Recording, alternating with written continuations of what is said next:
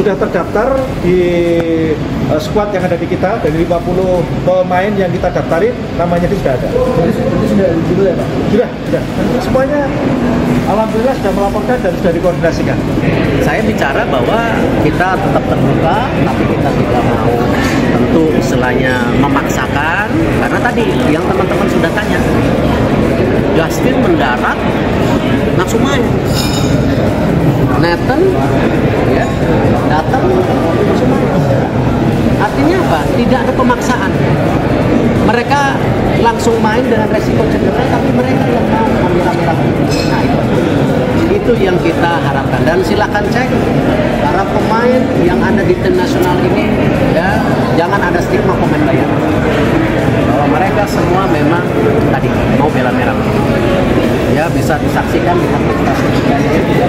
Kalau yang demikian itu biasa. Jadi begini, namanya saya mengibaratkan ini adalah pertarungan ibaratnya gengsi sebuah negara. Jadi kalau ada sesuatu yang kira-kira akan mengancam, itu terbiasa dengan ya simbol, supaya paling tidak menekan pressure mental pemain, itu hal biasa. Jadi kita tanggapi ya senyum-senyum saja lah, jangan terlalu tanggapi terlalu serius. Biasa-biasa aja. Toh kita juga tahu bahwa kondisinya itu tidak menyalahi aturan, dan itu benar-benar memang benar-benar punya darah keturunan kita. Gimana sih? Kenapa harus dipertanyakan? Saya kira mereka saja yang mencari-cari supaya kembali lagi. Ini adalah taktik dan strategi mengalahkan suatu peperangan. 3 posisi yang bisa dimainkan Pascal Surik jika resmi dinaturalisasi timnas Indonesia. Nomor 1, bek tengah.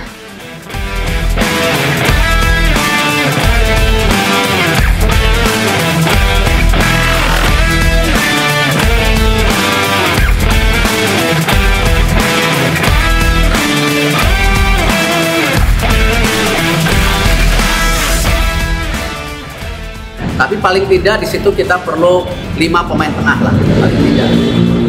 Nah, akhirnya pilihan yang juga selama ini kita coba ajak bicara dan akhirnya mau, sudah diskusi, sesudah berpikir bagaimana posisi dia juga diperlukan, dan terakhir dia kapten di klubnya. Dia sudah bermain di Eredivisie, di Liga Inggris. Saya rasa bisa mendukung lini tengah kita, ya, lini tengah yang memang pada saat ini kekurangan, dan kita tahu para pemain punya dinamika kehidupannya mereka masing-masing ya, karena mereka kan tidak bermain di Liga Indonesia, tetapi banyak juga yang bermain di liga luar. 3 posisi yang bisa dimainkan Pascal Surik jika resmi dinaturalisasi timnas Indonesia akan diulas Okezone. Salah satunya adalah bek tengah. Nama Pascal Surik memang ramai dikaitkan dengan timnas Indonesia saat ini. Apalagi Pascal Surik diketahui sempat berada di tribun yang sama dengan pelatih timnas Indonesia Patrick Kluivert. Momen itu terjadi di laga Oxford United versus Leeds United di laga lanjutan Liga 2 Inggris 2024-2025 pada pertengahan April 2025. Kuat dugaan ada pertemuan yang terjadi di antara mereka. Jika itu benar, Pascal Surik berpotensi membela timnas Indonesia sebab Surik memiliki darah Indonesia dan sudah lama diincar PSSI untuk memperkuat Garuda. Kehadiran Pascal Surik tentunya bisa membuat timnas Indonesia makin tangguh, apalagi dia berlabel pemain serba bisa karena dapat mengisi banyak posisi. Berikut 3 posisi yang bisa dimainkan Pascal Surik jika resmi dinaturalisasi timnas Indonesia. Yang ketiga adalah bek kiri. Salah satu posisi yang bisa dimainkan Pascal Surik jika resmi dinaturalisasi timnas Indonesia adalah bek kiri. Posisi ini pernah diisi Surik sebanyak 28 kali. Kalau bermain di posisi tersebut, Surik pun bisa tampil moncer. Dia bisa mencetak 3 gol dan 1 assist. Yang kedua, gelandang bertahan. Lalu, Pascal Surik juga bisa bermain di posisi gelandang bertahan. Dia pun cukup tangguh kalau bermain sebagai jangkar di lini tengah.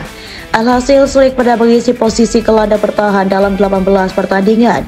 Di posisi ini dia pun bisa turut cetak gol dengan catatan sudah ada 2 gol yang tercipta.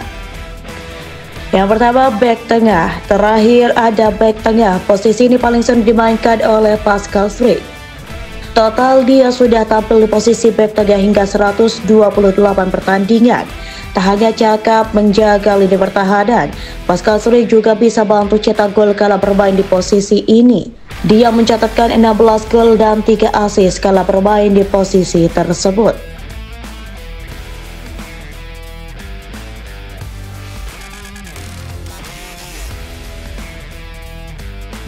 Kuat dugaan ada pertemuan yang terjadi di antara mereka.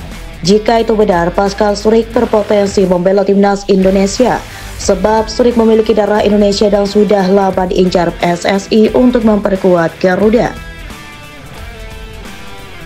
Kehadiran Pascal Struijk tentunya bisa membuat timnas Indonesia makin tangguh, apalagi dia berlabel pemain serba bisa karena dapat mengisi banyak posisi. Berikut 3 posisi yang bisa dimainkan Pascal Struijk jika resmi dinaturalisasi timnas Indonesia. Yang ketiga adalah back kiri. Salah satu posisi yang bisa dimainkan Pascal Struijk jika resmi dinaturalisasi timnas Indonesia adalah back kiri. Posisi ini pernah diisi Struijk sebanyak 28 kali. Kalau bermain di posisi tersebut, Struijk pun bisa tampil moncer. Dia bisa mencetak 3 gol dan 1 assist. Yang kedua, gelandang bertahan. Lalu, Pascal Struijk juga bisa bermain di posisi gelandang bertahan. Dia pun cukup tangguh kala bermain sebagai jangkar di lini tengah. Alhasil, Struijk pernah mengisi posisi gelandang bertahan dalam 18 pertandingan. Di posisi ini, dia pun bisa turut cetak gol dengan catatan sudah ada 2 gol yang tercipta. Yang pertama, back tengah. Terakhir ada back tengah. Posisi ini paling sering dimainkan oleh Pascal Struijk. Total dia sudah tampil di posisi back tengah hingga 128 pertandingan. Tak hanya cakap menjaga lini pertahanan, Pascal Struijk juga bisa bantu cetak gol kala bermain di posisi ini. Dia mencatatkan 16 gol dan 3 assist kala bermain di posisi tersebut.